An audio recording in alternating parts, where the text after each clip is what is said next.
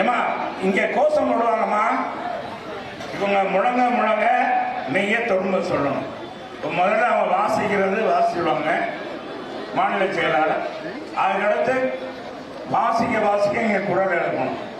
நீங்க ஒவ்வொரு குரலும் இங்க பேசுற ஒழிக்கிறது கண்ணகி நீதி கேட்டது மாதிரி நீங்க நீதி கேட்கிற மாதிரி பொன்முடிய அமைச்சரவையிலிருந்து நீக்கணும். ஸ்டாலின் ஒழிப்பீங்களா? ஒழிப்பீங்களா? என்னமா கேட்கல, ஒழிப்பீங்களா? மகளிரை தொடர்ந்து இழிவாக பேசி வரும் பொன்முடியை கண்டித்து பொன்முடியை கண்டித்து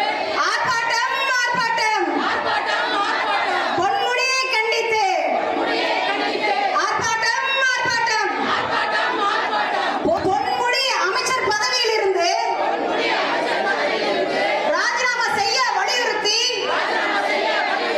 போராட்டம். இது போராட்டம். பொன்முடியை கைது செய்ய வேண்டும், பொன்முடியை அமைச்சர் பதவியிலே இருந்து விலக்க வேண்டும் என்பது மகளிர் அணியின் மிகப்பெரிய நோக்கத்தை மையமாக வைத்து இன்றைக்கு நாங்கள் போராட துவங்கி இருக்கிறோம். பெண்களை இழிவுபடுத்துவது என்பது திமுகவினருக்கு கைவந்த கலை.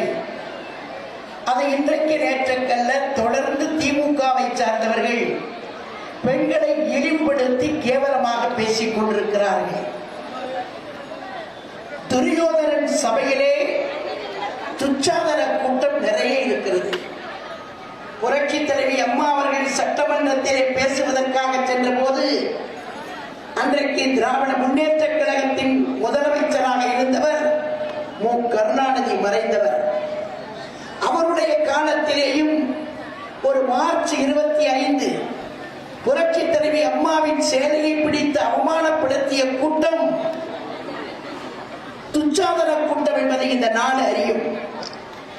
ஆனால் தொடர்ந்து அவமதித்துக் கொண்டிருப்பதை பெண்களை, அதுவும் இப்போது பொன்முடி கொஞ்சம் கூட நாக்கிலே நரம்பில்லாமல் பெண் குலத்தை, அதுவும் ஒரு குறிப்பிட்ட மதத்தை சார்ந்த பெண்களை, ஒரு குறிப்பிட்ட மதத்தை சார்ந்த பெண்களை மிகவும் கேவலமாக பேசியிருப்பது என்பது ஒரு அருவருப்பான பேச்சு. இதை யாரும் பேச மாட்டார்.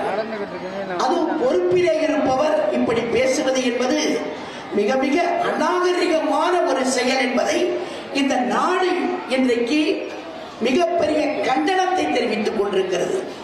பிளே ஸ்டோர் மற்றும் ஆப் ஸ்டோரில் இருந்து பாலிமர் செயலியை QR கோடு மூலம் பதிவிறக்கம் செய்யுங்கள். செய்திகளை உடனுக்குடன் பெறுங்கள்.